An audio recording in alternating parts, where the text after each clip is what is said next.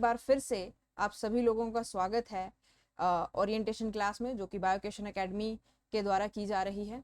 इस orientation class का देखिए मकसद यही है कि जितने भी बच्चे जो पॉइंटलेस हो चुके हैं, जिन्हें कुछ समझ नहीं आ रहा है कि बायोलॉजी रख ली है, अब आगे क्या करना है, ये ओरिएंटेशन क्लास उन बच्चों के लिए है कि बायोलॉजी में भी अच्छे करियर ऑप्शंस एग्जिस्ट करते हैं। तो उनको एक गाइडेंस देने के लिए ये ओरिएंटेशन क्लास कंडक्ट की जा रही है। तो आगे बढ़ते हैं हम लोग। जैसा कि आप लोग सभी जानते हो, आप लोग भी इस स्टेज से गुजर रहे होंगे कि बीएससी कर ली है, एमएससी कर ली है, अब हमारा नेक्स्ट स्टेप क्या होना चाहिए, अब हम या जॉब कर ले या फिर किसी कॉम्पिटिटिव एग्जाम की तैयारी करें, करनी है तो किस एग्जाम की तैयारी करनी है, कैसे करनी है। अगर आपके भी ये सवाल हैं तो बायोक्वेशन एकेडमी आपके बिल्कुल साथ है और आपके जो आंसर्स हैं उनको ढूंढने में आपकी मदद कर सकती है। चलिए, तो आपका जो आंसर है वो होना चाहिए कि हमें टारगेट करना है CSIR JRF नेट को। क्यों? क्योंकि देखिए, जैसे आपने यूपीएससी के बारे में सुना है ना, हायर लेवल का एग्जाम है, नेशनल लेवल का एग्जाम है, वैसे ही बायोलॉजी की फील्ड में CSIR नेट JRF जो है वो आपका नेशनल लेवल का एग्जाम है, राइट। चलिए एक बार जो है देख लेते हैं। ओके, ओ राइट।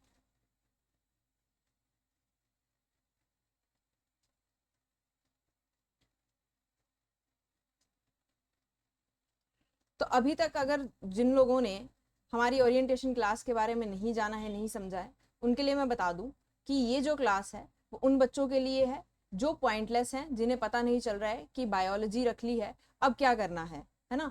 क्योंकि कई बच्चे जो होते हैं वो बायोलॉजी क्यों रख लेते हैं, ताकि मैथ से बच पाए, ताकि नीट जो है हमें उससे टारगेट करना है, लेकिन हर कोई नीट को क्वालिफाई नहीं कर पाता है और फिर बच्चे जो हैं वो मोटिवेशन लेस हो जाते हैं कि अब हमारा कुछ नहीं हो सकता। लेकिन ऐसा नहीं है। अगर आपने बीएससी कर ली है, एमएससी कर ली है, अब भी आपके पास वो चांस है कि आप एक अच्छा फ्यूचर अपने लिए डेवलप कर पाओ। और इसका आंसर है CSIR JRF नेट को टारगेट करना। क्या होता है ये, इसके बारे में पहले तो आपको ओरिएंटेशन क्लास का एक ओवरव्यू दे दिया जाए कि क्या क्या चीजें इसके अंदर डिस्कस होने वाली हैं। पहली चीज जो इसके अंदर डिस्कस होगी कि CSIR JRF नेट है क्या एक्चुअली में, ठीक है। उसके बाद हम इसके कुछ करियर ऑप्शंस देखेंगे कि क्या आपको ऑप्शंस मिल जाते हैं, क्या क्या डोर्स आपके लिए खुलने वाले हैं CSIR JRF नेट को क्वालिफाई करने के बाद। उसके बाद हम देखेंगे एग्जाम पैटर्न कैसा रहता है, क्या सिलेबस आता है, क्या स्ट्रेटजी आपकी रहनी चाहिए। और एक एक्सपर्ट भी हमारे साथ जुड़े हुए हैं जिन्होंने JRF जो है वो क्वालिफाई किया है, तो उनसे भी हम जानेंगे कि क्या क्या डूज एंड डोंट्स रहने चाहिए अगर आप JRF नेट को टारगेट कर रहे हैं। तो सबसे पहले जानते हैं CSIR JRF नेट क्या होता है। तो देखिए, अगर आप CSIR क्लियर कर लेते हैं, है ना, तो आपके लिए बहुत सारे करियर ऑप्शंस खुल जाते हैं। फॉर एग्जाम्पल, जैसे मान लीजिए कोई स्टूडेंट है और उसे PhD करनी है या रिसर्च लाइन में जाना है, तो सबसे पहला स्टेप CSIR ही होना चाहिए, JRF नेट ही होना चाहिए। और अगर मान लीजिए आपको PhD नहीं करनी, आपको रिसर्च लाइन में नहीं जाना, लेकिन एक अच्छी खासी जॉब चाहिए, रेपुटेड जॉब चाहिए, लाइक असिस्टेंट प्रोफेसर बनना है, तो उसके लिए भी आपको JRF नेट को टारगेट करना चाहिए। और इसके अलावा अगर आप प्रोजेक्ट रिसर्च में जाना चाहते हैं, है ना, प्रोजेक्ट रिसर्च एसोसिएट जैसी जॉब्स करना चाहते हैं, तो CSIR, DBT, national institute of immunology, tipper, ICMR, बहुत सारे ऐसे इंस्टीट्यूट्स हैं। जब आप JRF क्वालिफाई कर लेते हैं तो वो JRF की जो क्वालिफिकेशन है उसके बिहाफ पे आपको बहुत सारे उनके जो रिसर्च प्रोजेक्ट्स होते हैं उनमें जॉब करने का, है ना, उनमें हेल्प करने का मौका देती है और बहुत अच्छा अमाउंट भी जो है वो आपको उसके बदले में पे करती है। इसका जो ये रिसर्च प्रोजेक्ट्स होते हैं ना, इसका टाइम पीरियड जो है वो वेरी कर सकता है। लाइक फॉर कोई जो है वो आपको 6 मंथ्स के लिए रिक्रूट कर सकता है, कोई जो है वो आपको 1 मंथ के लिए रिक्रूट कर लेगा, है ना, 1 साल के लिए, 3 साल के लिए। तो इस तरह से टाइम पीरियड जो है वो वेरी करता है, लेकिन बहुत अच्छा आपको एक्सपीरियंस जो है रिसर्च का वो यहाँ से देखने को मिलेगा। अब ये जो रिसर्च एक्सपीरियंस है फिर वो आप फर्दर अपनी जॉब्स में, है ना, और बहुत सारी जगह पे अप्लाई कर सकते हैं। चलिए, तो ये एक ओवरव्यू है कि कहाँ कहाँ पे आपको CSR के जो इंस्टीट्यूट्स हैं वो देखने को मिल जाएंगे पूरे ऑल ओवर द इंडिया में। तो JRF नेट आपको चांस देता है कि आप दुनिया के किसी भी कोने में, है ना, देश के किसी भी कोने में जो भी CSR का इंस्टीट्यूट है वहां पर एडमिशन जो है वो ले सकते हैं। चलिए अब हम थोड़ा सा करियर ऑप्शंस के बारे में बात करते हैं कि अगर CSR नेट क्लियर कर लिया उसके बाद क्या क्या चीजें जो हैं वो हम कर सकते हैं, है ना, और कौन कौन से करियर ऑप्शंस आपके पास रहेंगे। तो सबसे पहले जैसे कि मैंने आपको बताया कि आप PhD परस्यू कर सकते हो, रिसर्च लाइन में जा सकते हो। रिसर्च लाइन के बाद PhD करने के बाद आप पोस्ट डॉक कर सकते हो किसी अच्छी इंस्टीट्यूट से, किसी अच्छी जगह से, किसी अच्छी कंट्री से, या फिर आप इंडिया में भी बहुत सारे अच्छे ऑप्शन हैं वहां से भी पोस्ट डॉक परस्यू कर सकते हैं। अब देखिए बहुत सारे लोगों का सवाल ये होता है कि PhD तो प्राइवेट भी हो जाती है, तो फिर हमें CSR JRF जैसे टफ लेवल के एग्जाम को टारगेट करने की क्या जरूरत है। देखिए एक रेप्यूटेड जगह से PhD करना और एक्सपीरियंस लेना और एक प्राइवेट इंस्टीट्यूट से एक्सपीरियंस लेना, दोनों में बहुत ज्यादा फर्क होता है, राइट। तो अगर आप PhD को अपना एक करियर ऑप्शन मान के चल रहे हैं कि मुझे PhD करनी है और उसके बाद मैं रिसर्च लाइन में जाऊंगा या जाऊंगी, ठीक है, या उसके बाद मैं कोई जॉब अपने लिए देखूंगी या देखूंगा, तो JRF नेट एक ऐसी चीज है जो आपके CV में वैल्यू को ऐड करेगी, राइट। उसके बाद रिसर्च लाइन में अगर आपने ऐसे जगह से, एक ऐसे रेप्यूटेड इंस्टीट्यूट से PhD को परस्यू किया है, तो जब आप रिसर्च लाइन में आगे जाएंगे आपको बहुत सारे वास्ट ऑप्शंस मिलते हैं कि आप उन सभी एरियाज में काम कर सको।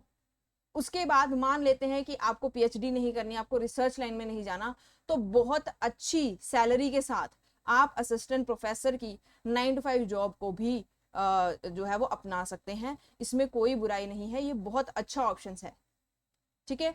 उसके बाद प्रोजेक्ट एसोसिएट्स के बारे में जैसे मैंने आपको बताया कि आपको अलग अलग इंस्टीट्यूट्स जो हैं वो अलग अलग टाइम पीरियड के लिए हायर करते हैं और उसके बदले में बहुत अच्छी अमाउंट जो है वो पे करते हैं, ताकि आप जो है वो रिसर्च लाइन का एक्सपीरियंस भी ले पाओ और आपका जो है वो खर्चा पानी वो भी चलता रहे, राइट। और इसके बाद एक ऐसा सेगमेंट है ना, जो लोग ये समझते हैं कि हम जो है वो कॉर्पोरेट जॉब करना चाहते हैं तो हमें CSR नेट की कोई जरूरत नहीं है, लेकिन ऐसा नहीं है। अगर आप कॉर्पोरेट जॉब्स भी करना चाहते हो और अगर आप CSR नेट जैसे एग्जाम को टारगेट भी कर रहे हो, तब भी जो CSR नेट है वो आपकी सैलरी पैकेजेस को बढ़ाने में बहुत ज्यादा हेल्प करता है, राइट। तो CSR नेट हो गया, गेट हो गया, इस तरह के जो एग्जाम्स होते हैं अगर आप उनको क्वालिफाई कर लेते हैं तो आपका जो कॉर्पोरेट वाला सेगमेंट है उसमें आपको अच्छा खासा सैलरी पैकेज देखने को मिलता है। फॉर एग्जाम्पल जैसे कौन कौन सी कॉर्पोरेट जॉब्स जो हैं वो अच्छा सैलरी पैकेज ऑफर करती हैं आफ्टर गेट और CSR नेट क्वालिफिकेशन के बाद, तो जैसे आप इंडस्ट्रियल एरियाज में चले जाइए, जैसे कि हमारे पंजाब में मशहूर है वेरका। तो वेरका क्या है, मिल्क प्रोडक्शन करती है, कर्ड प्रोडक्शन करती है ना, बहुत सारी आइसक्रीम्स बनाती है। तो ये एक्चुअली में वो सेगमेंट है जहां पे आप एक अच्छी ग्रोथ देख सकते हैं और एक अच्छा सैलरी पैकेज देख सकते हैं आफ्टर क्लियरिंग गेट और CSR नेट। ऐसा नहीं है कि ये CSR और गेट के अलावा जो है वो रिक्रूट नहीं करते, तब भी रिक्रूट करते हैं, लेकिन थोड़ा बहुत जो फर्क है वो आपकी पोजीशन में और सैलरी पैकेज में आ जाता है, राइट। उसके बाद फूड टेक्नोलॉजिस्ट हो गया, है ना, जैसे बार्क जैसे बड़े बड़े इंस्टीट्यूट्स हैं, अगर आप CSR नेट या फिर गेट क्वालिफाइड हो तो यहाँ पे आप जो है वो अपने जॉब की एप्लीकेशंस दे सकते हो, डायरेक्ट इंटरव्यूज दे करके आप जो है वो एक अच्छी पोजीशन पे हायर हो सकते हो।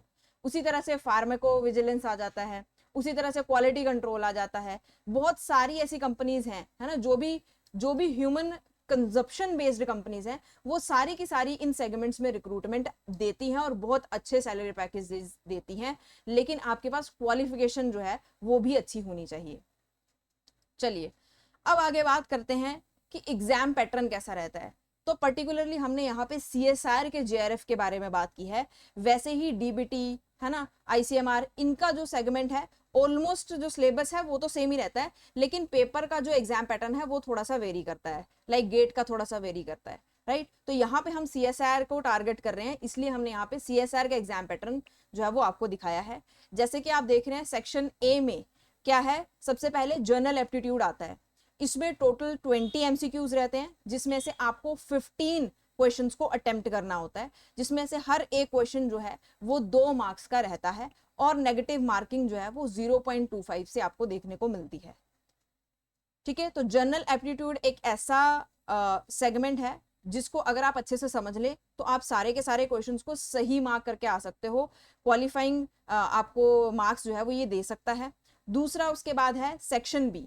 सेक्शन बी हमारा स्पेसिफिक डोमेन होता है, जैसे कि हम लाइफ साइंसेस के हैं तो लाइफ साइंसेस के क्वेश्चन जो है वो यहाँ पे पूछे जाते हैं। टोटल एमसीक्यूज आपको 50 आते हैं यहाँ पे, और आपको किन्हीं 35 क्वेश्चंस को अटेम्प्ट करना होता है। हर एक क्वेश्चन जो है वो 2 मार्क्स कैरी करता है और नेगेटिव मार्किंग होती है 0.5 से, राइट। उसी के बाद सेक्शन सी आता है जो थोड़ा सा एक्सपेरिमेंटल बेस्ड होता है, जिसमें एक्सपेरिमेंटल क्वेश्चंस आते हैं। ठीक है, टेक्निकल क्वेश्चंस आते हैं, और इसमें टोटल एमसीक्यूज आपके पास रहते हैं 75, जिसमें से आपको किन्हीं 25 को अटेम्प्ट करना होता है। हर एक क्वेश्चन जो है 4 मार्क्स कैरी करता है और आपको नेगेटिव मार्किंग -1 से देखने को मिलती है इस सेक्शन में। तो टोटल मार्क्स आपके 200 मार्क्स का पेपर रहता है।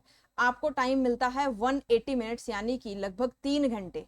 तो आपके पास एम्पल अमाउंट ऑफ टाइम होता है, बस आपकी चॉइस ऑफ क्वेश्चन मैटर करती है कि आप किन क्वेश्चंस को टारगेट कर रहे हो एग्जाम में। तो यहाँ पे आपके पास क्या है, थोड़ा सा CSR का सिलेबस देख लेते हैं। अब देखिए, आपके लिए एक इंफॉर्मेशन और है कि रिसेंटली एक नोटिफिकेशन जारी किया था CSR और DBT की तरफ से कि वो अपने एग्जाम्स को मर्ज कर रहे हैं, यानी कि CSR और DBT जो है वो अब अलग अलग एग्जाम कंडक्ट नहीं करेंगे, एक ही एग्जाम होगा, जिसकी वजह से आपको जो है वो अलग अलग, है ना, CSR के इंस्टीट्यूट्स में और DBT में एडमिशन लेने का मौका मिलेगा। लेकिन अभी ये चीज लागू नहीं हुई है, इसका अभी तक फीडबैक जो है वो लिया जा रहा है। तो अभी वहां पे थोड़ा सा चेंज जो है वो इसके अकॉर्डिंग ये देखने को मिलेगा कि अभी जो आपके 13 यूनिट्स आप टारगेट करते हो वो चेंज होकर के 14 यूनिट्स हो जाएंगे, राइट। लेकिन अभी तक ऐसा कोई ऑफिशियल नोटिफिकेशन नहीं आया है कि ऐसा हो चुका है, राइट। जैसे ही अगर ये जो पैटर्न है वो बदलता है तो यहाँ पे बस 14 जो यूनिट्स हैं वो एक और यूनिट जो है वो ऐड हो जाएगी, बाकी सारा सिलेबस सेम ही रहेगा, राइट। तो अभी के हिसाब से जो सिलेबस है उसको हम थोड़ा सा डिस्कस कर लेते हैं। लाइफ साइंसेस का अगर आप JRF टारगेट कर रहे हो तो सबसे पहली यूनिट जो आप टारगेट करोगे that is molecules and their interaction relevant to biology, like biochemistry का ये पार्ट है ना। दूसरा आपकी आ जाती है सेल्यूलर ऑर्गेनाइजेशन यानी कि सेल बायोलॉजी। तीसरा आ जाती है फंडामेंटल प्रोसेसेस यानी कि मॉलिक्यूलर बायोलॉजी। उसके बाद cell communication and cell signalling जो कि सेल बायोलॉजी का ही एक सेगमेंट है। उसके बाद डेवलपमेंटल बायोलॉजी आ जाती है। उसके बाद प्लांट फिजियोलॉजी आ जाती है, उसी तरह से एनिमल फिजियोलॉजी आ जाती है। 8th यूनिट आपकी रहती है इनहेरिटेंस बायोलॉजी यानी कि जेनेटिक्स। उसके बाद 9th यूनिट आपकी रहेगी डाइवर्सिटी ऑफ लाइफ फॉर्म्स। उसके बाद 10th यूनिट आपकी रहती है इकोलॉजिकल प्रिंसिपल्स। 11th आपकी रहती है एवोल्यूशन एंड बिहेवियर। और 12th और 3rd यूनिट जो है वो आपकी टेक्निक बेस्ड होती हैं, यानी कि अप्लाइड बायोलॉजी के कुछ टेक्निक्स और मेथड्स इन बायोलॉजी की कुछ टेक्निक्स। एग्जाम को टारगेट करने के लिए देखिए आपको सारी की सारी यूनिट्स रटने की जरूरत नहीं है। आप किन्हीं 10 to 11 यूनिट्स का चुनाव कर लीजिए, फिर अच्छे से उन यूनिट्स को मास्टर कीजिए, डीप जाकर के सारे टॉपिक्स को पढ़िए, फिर उनको चूज करके एग्जाम में आप उनसे जुड़े हुए क्वेश्चंस को ही टारगेट करें। तो ये स्ट्रेटेजी है छोटी सी जिसको आप यूज कर सकते हो एग्जाम के लिए। अब हम आपको ये बताएंगे कि जो बायोकेशन एकेडमी है वो आपकी कैसे हेल्प कर सकती है CSR UGC नेट को टारगेट करने में।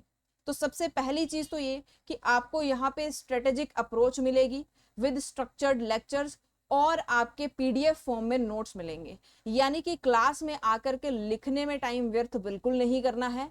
आपको PDF वाइज नोट्स मिल जाएंगे, आपको घर जाके जो डेली DPPs मिलेंगी उनको सॉल्व करना है, और घर बैठ के जो नोट्स आपको मिले हैं उनका एनालिसिस करो, उनको खुद पढ़ो, और फिर अपने हैंड रिटन नोट्स जरूर प्रिपेयर करने हैं। दूसरी चीज, आपको डेली प्रैक्टिस शीट्स मिलेंगी जिसमें आपने जो भी टॉपिक आज पढ़ा है उसके रिलेटेड क्वेश्चंस होंगे जिनको आप सॉल्व करोगे। उसके बाद हर एक यूनिट खत्म होने के बाद यूनिट वाइज टेस्ट आपके शुरू हो जाएंगे, तो आपको ये भी मिलेगा। उसके बाद हर एक मंथ के बाद या यूनिट खत्म होने के बाद PYQ प्रैक्टिस सेशंस रहते हैं, जिसमें PYQs को टारगेट हम करते हैं, और PYQs को टारगेट करना बहुत ज़्यादा इंपॉर्टेंट है अगर आप इस एग्जाम को टारगेट कर रहे हो तो, राइट। उसके बाद इंडिविजुअल डाउट सेशंस भी हम कंडक्ट करते हैं, और आपको फ्री यूट्यूब लेक्चर्स भी मिलते हैं जिसमें आप एक्स्ट्रा प्रैक्टिस, है ना, एक्स्ट्रा नॉलेज जो है वो गेन कर सकते हो। उसके बाद हमारे जो मोड्स हैं बोथ ऑफलाइन और ऑनलाइन रहते हैं, और आपको रिकॉर्डेड लेक्चर्स को का एक्सेस जो है वो भी हमारे ऐप के थ्रू मिल सकता है। फैकल्टी से अगर आप बात करना चाहते हैं तो 24/7 फैकल्टी जो है वो आपके पास अवेलेबल रहेगी। कोई डाउट ऐसा आपको फंस गया है जो आप सॉल्व नहीं कर पा रहे हैं क्वेश्चन, तो आप फैकल्टी तक, है ना, 24/7 रीच आउट कर सकते हो। उसके बाद फ्लेक्सिबल बैच टाइमिंग्स रहती हैं, चाहे आप मॉर्निंग में बैच लगाना चाहते हैं, चाहे आप इवनिंग में बैच लगाना चाहते हैं, तो फ्लेक्सिबल टाइमिंग रहती है, और अफोर्डेबल बैचेस आपको मिल जाते हैं।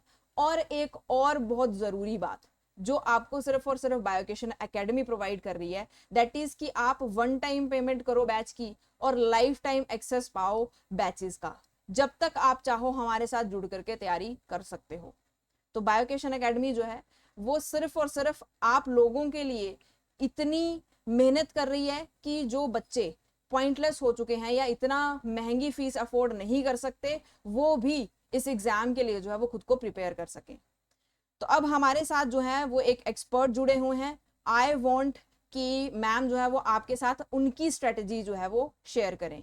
तो let me just connect to ma'am.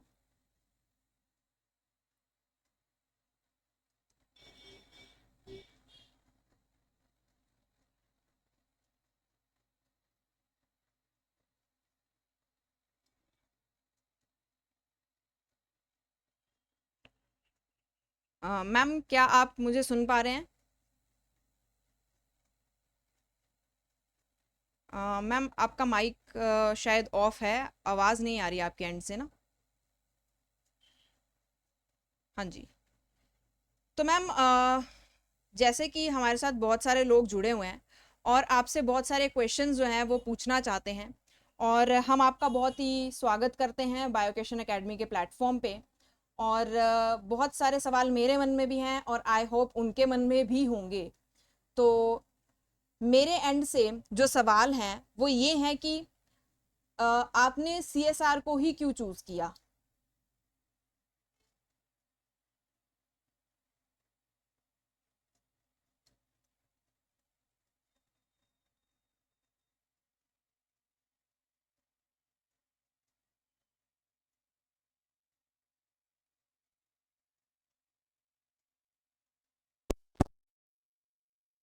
ऐसे ऐसे नेट होता है, नेट का एग्जाम होता है, तो वो आपको क्लियर करना है एंड उसके बाद you can go for PhD।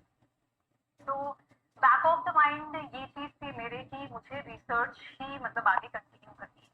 तो I took that option and मैंने उसी को एज अ टारगेट लिया। But I had no clue about the exam कि क्या एग्जाम पैटर्न रहता है, कैसे होता है। बस ये चीज़ थी कि हाँ CSIR नेट जो है वो मुझे क्लियर करना है। एंड जैसे कि आपने इतना एलैबोरेटली बच्चों को बताया है क्या क्या पैटर्न है, कैसे होता है, अनफॉर्चुनेटली मुझे एज सच ऐसी गाइडेंस नहीं उस टाइम पे। एंड आई फील लाइक कि अगर मुझे किसी ने बताया होता तो मेरा जो टाइम मैंने like after I I prepared for CSIR net after my MSc, तो अगर वो चीज़ ना हुई होती तो मेरा वो टाइम सेव हो जाता। बिकॉज अगर मैं अपने एंड से बताऊं तो CSIR नेट को प्रिपेयर करने का जो बेस्ट तरीका है that is when you start preparing yourself from the first year of your MSc। तो that is the best way आप जो है वो टारगेट कर सकते हो, बिकॉज एज तक सिलेबस सेम होता है फर्स्ट ईयर सेकेंड ईयर का। तो आप वो टारगेट कर सकते हो and you have ample amount of time कि आप उसको कैसे कवर कर सकते हो पूरे सिलेबस। एंड या MSc के बाद मुझे मतलब ये रियलाइजेशन हुई थी दैट CSIR जो है वो मुझे टारगेट करना है। एंड मैम एक सवाल मेरा और है आपसे कि क्या स्ट्रेटजी, जैसे आपने कहा कि MSc के फर्स्ट ईयर में ही या BSc के फर्स्ट ईयर में ही बच्चे को जो तैयारी है वो शुरू कर देनी चाहिए, राइट? तो क्या स्ट्रेटजी जो है वो एक इंसान को फॉलो करनी चाहिए अगर वो इतना हायर लेवल का एग्जाम जो है वो उसको टारगेट कर रहा है?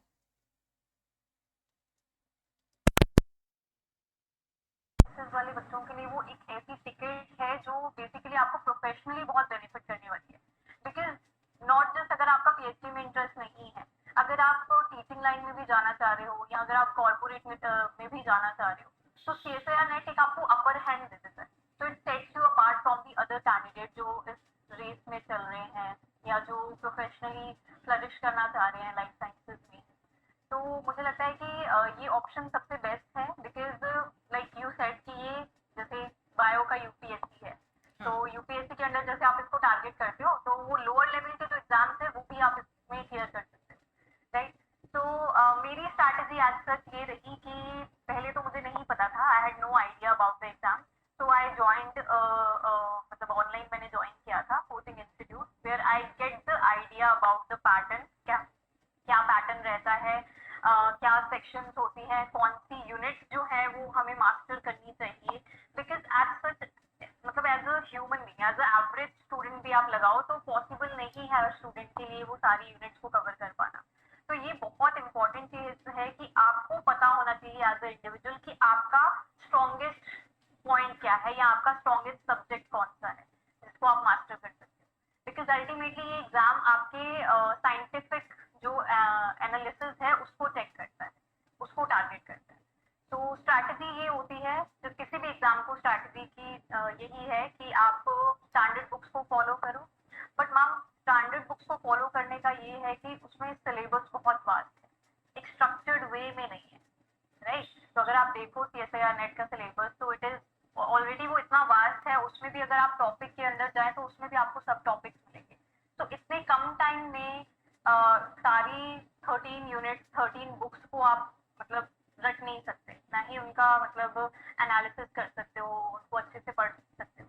तो कोचिंग इंस्टीट्यूट्स आपको एक अपर हैंड देते हैं because the expert faculty they already know कि कौन सा क्वेश्चन कहाँ से आना है, किस लेवल पे आना है, क्या लेवल ऑफ डिफिकल्टी रहेगी। तो वो चीज़ जो है वो कोचिंग इंस्टीट्यूट जो है वो स्टूडेंट्स को ऑफर करते हैं। तो मुझे लगता है कि अगर तो आई डोंट फील लाइक कि कोचिंग इंस्टीट्यूट सब स्टूडेंट्स के लिए होते हैं। बट अगर कोई बच्चा खुद से स्टैंडर्ड बुक्स को कवर कर सकता है then well and good.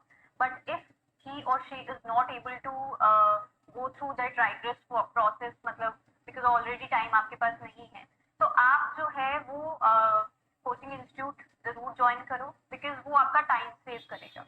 Because faculty को पता है कि कैसे स्ट्रक्चर्ड वे में आपको नोट्स प्रोवाइड करें, क्या इंपॉर्टेंट टॉपिक्स होने वाले हैं।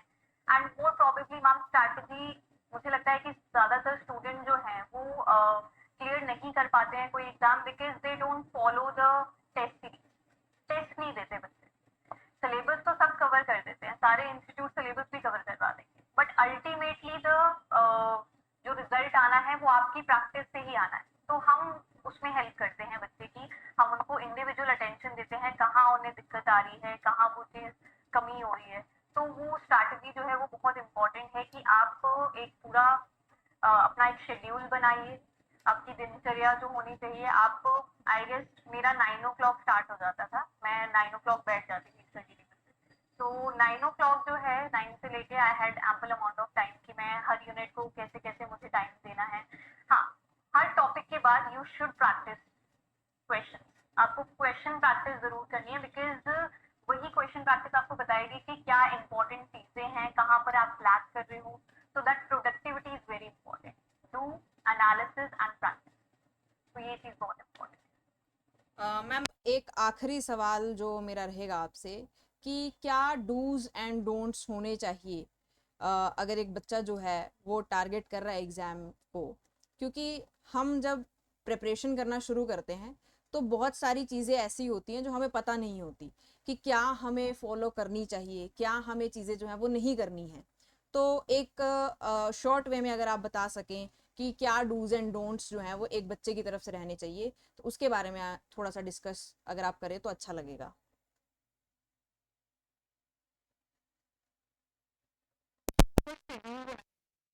बहुत सारे बच्चे होते हैं जो एक मतलब रूटीन नहीं डिसाइड कर पाते बिकॉज मोटिवेशन तो ऑलरेडी कोई भी मोटिवेट कर सकता है, बट वो मोटिवेशन एक ही दिन के लिए रहती है। तो एज सच आपको अपना एक डिसिप्लिन वे में आपको एक पूरा अपना प्लान करना है कि इतना सिलेबस है, हाउ आई हैव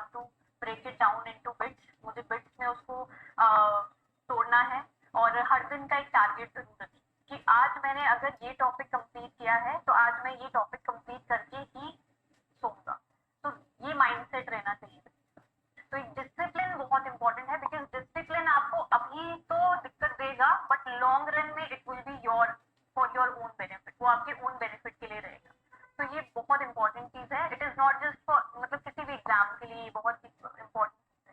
तो अपनी एक दिनचर्या बनाइए कि टाइम टेबल बनाइए। अगर आप टाइम टेबल नहीं भी फॉलो करते हैं तो आप अपना एक कंफर्ट जोन देखिए कि आपकी प्रोडक्टिविटी कौन से पीरियड में सबसे ज्यादा आ रही है। Are you able to do your syllabus in the morning और इन द, जैसे भी आपको सूट रहता है, वो इंडिविजुअली वेरी करता है फ्रॉम इंडिविजुअल। तो that is very important. And इसके बाद डोंट्स का मैं ये कहूँगी कि प्लीज प्रैक्टिस करिए। पीवाईक्यूज को बहुत ज्यादा एम्फेसाइज करना है, बिकॉज पीवाईक्यूज एक आपको एज देते हैं कि क्या लेवल ऑफ एग्जाम है, एग्जाम का लेवल क्या है और किस तरह के क्वेश्चन जो है वो पूछे जा रहे हैं।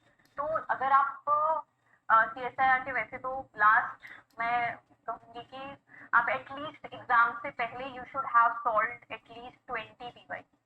आपको 20 पीवाईक्यूज सॉल्व करे होने चाहिए। एंड या that is what it is all about. Okay ma'am, thank you so much for your advice. मुझे लगता है कि आज के इस वेबिनार से जो लोग शायद कहीं पॉइंटलेस हो गए थे या उन्हें समझ नहीं आ रहा था कि व्हाट टू डू नेक्स्ट, अब मुझे लगता है कि उन्हें कहीं ना कहीं एक गाइडेंस मिल गई है कि हाँ, हमें ये चीज़ करनी है, हमें इस पर्टिकुलर सेगमेंट में जाना है, तो मुझे ये करना पड़ेगा, है ना। तो जो हमारा एक मोटिव था वो शायद कहीं पूरा हो जाए और किसी एक बच्चे की, है ना, जो जिसको गाइड करने वाला कोई नहीं था, उसकी थोड़ी सी हेल्प हो जाए। That was our motive. तो आज का जो ये वेबिनार है, हम चाहेंगे कि इसको यहीं पे एंड किया जाए। और थैंक यू सो मच बहुत सारे लोगों का हमारे साथ जुड़ने के लिए। और thank you so much ma'am, आपकी गाइडेंस जो है वो शायद किसी की ज़िंदगी बदल सकती है।